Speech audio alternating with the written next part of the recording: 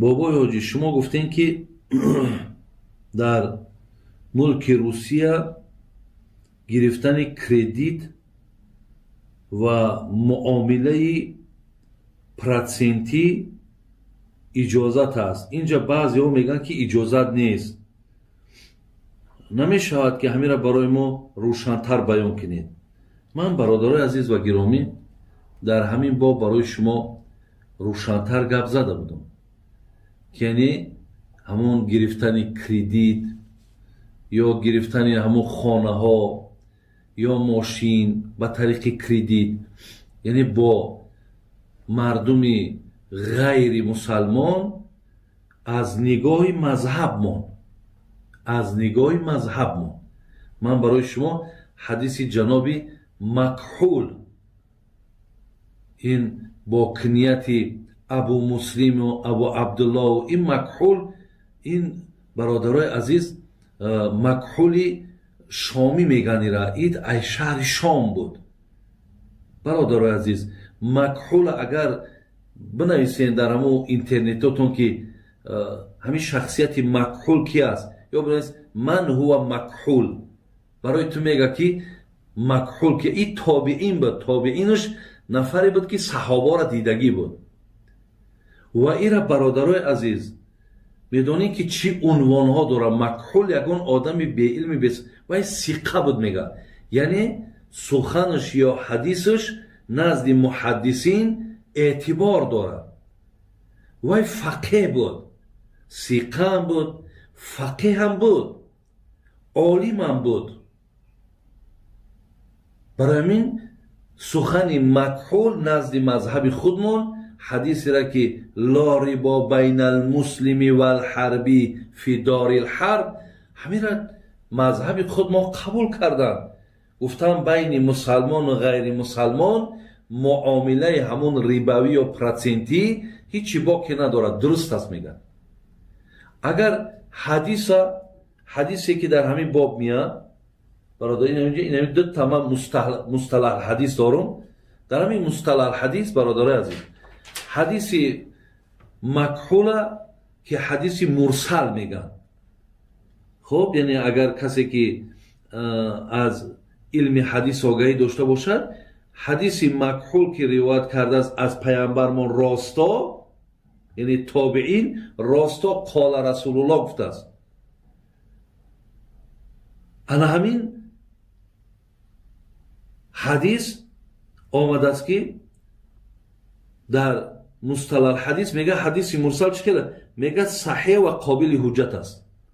حدیث مرسل حدیث صحیح و قابل حجت است. میگه ایران حجت کرده میشود. حدیثی که اگر مرسل حکمش مرسل باشه، ما این حدیث های حسن داریم، صحیح داریم، ببینین هم خیلی حدیث ها داریم. این هم حدیث مرسل، یعنی میشود که با این حجت هم کنیم. میگن نزد ائمه ثلاثه همین حدیث مرسل حدیثایی را که تابعین، یعنی نفرایی که صحابه را دیدگن، راستا اگر از پیامبر روایت کنه، میگن نزد سه امام، یکی امام ابو حنیفه، یکی امام مالک و نزد امام احمد حنبل، در قول مشهور از ایشان و جماعه از علما، به شرط آن که مرسل ثقه باشد، مرسل ثقه باشد که من گفتم مکحول ثقه، یعنی سخنش اعتبار داره، ثقه باشد و ارسالش از ثقه باشد. دلیل ایشان این است که تابعین بگوید که قال رسول الله مگر در صورتی که از ثقه شنیده باشد، یعنی قبولیت دارد میگه. برای همین حدیث مرسل نزد ائمه ثلاثه، حتی نه تنها نزد ابو حنیفه بلکه نزد امام شافعی و نزد امام مالک، حتی نزد امام شافعی هم به یک قول حدیث مرسل در خودشان حجت میکنن، یعنی جایز میدانند که با همین حدیث های مرسل هم همون حکم روا ببینن. در مذهب خودمان همین چیز اجازت میده که با حدیث مرسل هم حکم کردن درسته. بیشتر برادرای عزیز یک کتاب هست اعلاء السنن، بسیار کتابی مهنتی زیاد کردگی ای صاحبش زفر احمدی عثمانی تهانوی ای انا در همون کتاب بیع داره در کتاب بیعش در همین باب حدیثی لا ربا بین المسلمی و الحربی فی دار الحرب همونجا دا ببینید اینقدر بحثا هست اینقدر دلیل ها و حجت هایی که در همون زمان هایی که زمان های پیامبر دا حضرت عباس خودش میگه همین معامله را داشت حضرت ابوبکر همین معامله را داشت ولی پیامبر با اونها چیزی نمیگفت با مشرکا همین معامله را داشتن یعنی با غیر دین ها همین معامله را داشتن شما در همین کتاب مراجعت کنید از همونجا گیرید اینجا در عیب ما یا ملامت ما هیچ معنی ندارد من چیزی گفتم از همین کتابایی که برای شما گفتم و امروز